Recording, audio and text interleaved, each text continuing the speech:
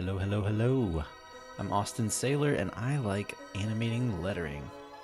And it was a blast to animate this Typism piece by Matt Vergatis. Check his work out, links below. And also, what up, Typism? It was a blast to animate your new logo here. I want to show a little behind the scenes of how it's done. This isn't exactly a tutorial, but if you've never done anything like this, it might just be like, what is this magic? It's not magic, it's just buttons that I click and push. Anyways, let's dig right into this.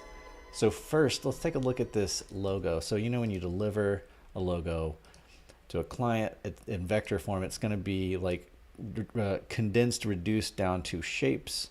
And this is essentially two different shapes, which when I animate things, I can't really do much with this because I need these individual strokes separated out. Because what happens is when I reveal this letter right here and then I reveal this going down, the downstroke, that part shows up and the shadow shows up and it's just all whack. So I got Matt to send me his broken out lettering piece before he merged everything. So take a look at this. We've got shadows on their own layers. We've got all these things separated. This is, look at how many different pieces there are here. There's a lot here, but I need it because when I animate, it needs to be separated. Anyways, let's just dig right into the time lapse. So I do all of my animating in After Effects, and this is super duper sped up time. It took me about 3.5 hours or so to animate this, and it's gonna be playing for about 3 minutes here. And just kind of using two different techniques. One is a ride-on effect, where I use a layer above the shape. Let me get into After Effects real quick and show you what that looks like. Here we are in After Effects, and we've got the typism coming on. What I want to focus on here is the crossbar of the T. So it writes on, you see it going zoop right across the screen, but how does that work? Well, we have this layer above it that if I turn on the eyeball, we can actually see the shape. It's just a stroke and this thing called trim paths that tells it when to start and how far to go. Whoop, writes on. I've got the stroke width changing just a little bit. It starts with a very thin stroke width and gets bigger enough to cover the whole shape below it. And then when the shape right here is set to, its track matte is set to alpha matte, it turns this layer off and voila, it writes on. It's pretty cool. Pretty simple idea. So I just do that over and over.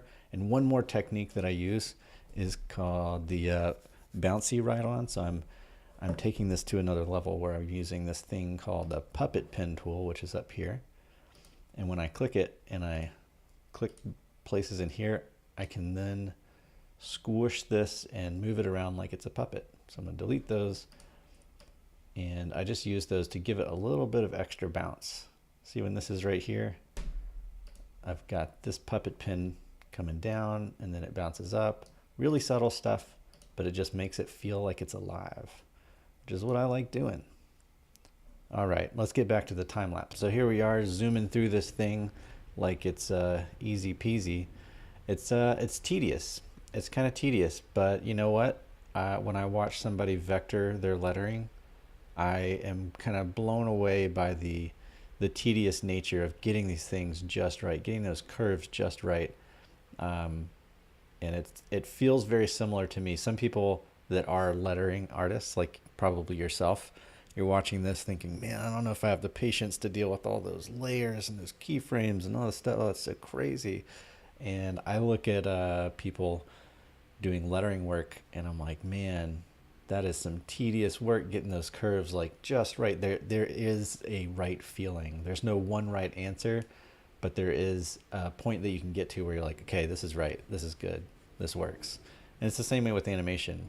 It's a matter of developing your eye, learning some techniques, practicing a whole bunch, and putting it out there and getting feedback and all that kind of stuff, just like lettering. So I see what I do as very similar to like a lettering artist's craft in a career, just slightly different. I am adding that element of time to this stuff.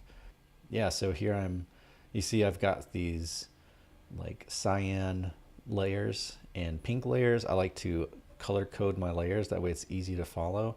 I can at a glance tell what layers are my matte layers and which letters kind of are grouped together. So all of my cyan layers are always my matte layers. Those are the ones that are like doing my writing on, so to speak. And then here at the end, I'm working on animating the lettering out.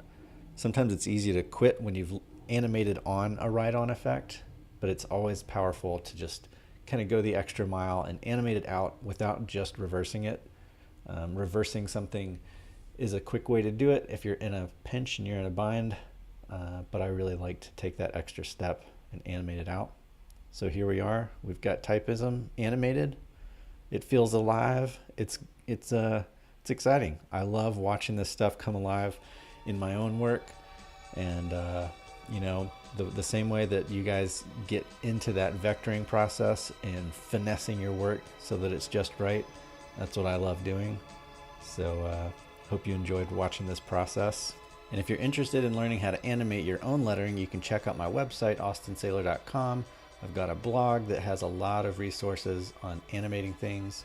And if you sign up, you'll get a free guide to get started with lettering animation, as well as some After Effects files to get you started.